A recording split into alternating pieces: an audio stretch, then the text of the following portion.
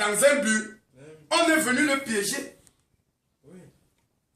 Et il a porté ce poison-là, qui devait le tuer instantanément. Mais le Dieu Tout-Puissant a opéré les miracles. Et les gens ont été surpris que malgré qu'il a marché quelques jours, avec les béquilles, il a été restauré complètement. Juste il peut courir comme un bébé. Comme un bébé. Et cela plutôt amène plusieurs à rester sur leur position et à s'enorgueillir que nous sommes sur une bonne position. Mais alors que le miracle là devrait plutôt amener l'homme là à dire que Seigneur, il y a une tâche à quel niveau dans mon cœur. Il y a les rides à quel niveau. Quelqu'un témoigne que Dieu lui a opéré les miracles, frère. Mais il continue à boire de l'alcool. C'est quand il est même ivre qui témoigne. Il dit que Dieu a opéré les miracles dans sa vie, non? Dans la vie de ses enfants, de sa femme, de sa famille. Frère, le simple baptême biblique, le simple baptême selon le Seigneur, il n'a pas reçu. Il n'a pas reçu. Quand tu l'interpelles à la lumière de la parole, il raisonne. Il raisonne. Il commence à piquer là-bas. Il pique à gauche. Il pique devant. Pendant que tu es dans la parole, il est nulle part. Il te dit plutôt que Jésus a même baptisé avec le sable. Il te dit que celui qui était à la croix, tu vois son choix, il choisit la place du brigand. Donc il devient un brigand. Quand tu lui parles de la parole de... Pour lui, il pense que Jésus va revenir mourir pour qu'il sorte de la prison, pour aller à la place de celui qui est à la croix. Pourtant, il est capable de témoigner, de vivre, d'être le modèle. Ça, c'est un exemple. Hein?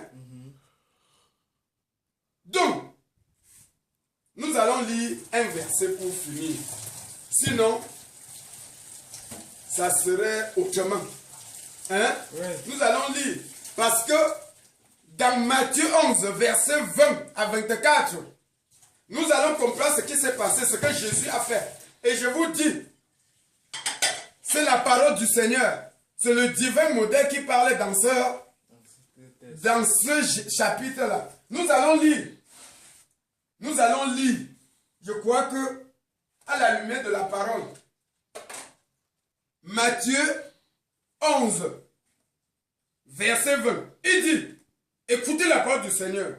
Alors, il se mit à faire des reproches aux villes dans lesquelles avaient eu lieu la plupart de ces miracles, parce qu'elles ne s'étaient pas repenties. Souligne, Jésus qui opérait hier les miracles, il revient le lendemain plutôt avec quoi? Les reproches. Pourquoi?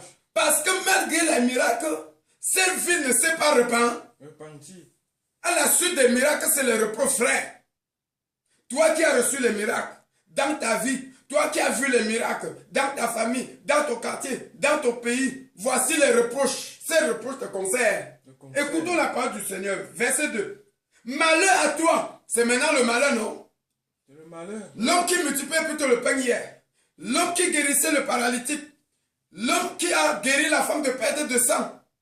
L'homme qui a fait telle chose. C'est le malheur maintenant. Écoute ce qu'il dit. Malheur à toi, Chorazin. Malheur à toi, Bethsaïda.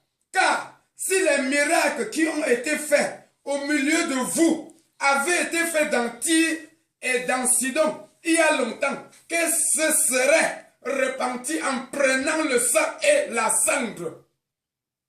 C'est-à-dire, non, nous sommes à Baboussa. Jésus vient, il opère les miracles ici à Fouka. Il court, il part en Bouddha, il opère les miracles. Il quitte Bouddha, il part à Baham. Mais il n'est pas passé à Baningo. Il n'est pas passé en Diandam. Même s'il est passé en Diandam, il n'a pas opéré les miracles comme il a fait ici à Fouka, à Bouddha, à Baham. Et maintenant, quand il voit que les hommes sont restés secs, frères, insensibles comme la Grèce, en attendant qu'il opère encore les miracles, il dit plutôt, malheur à vous, Fouka, Bouddha, Baham,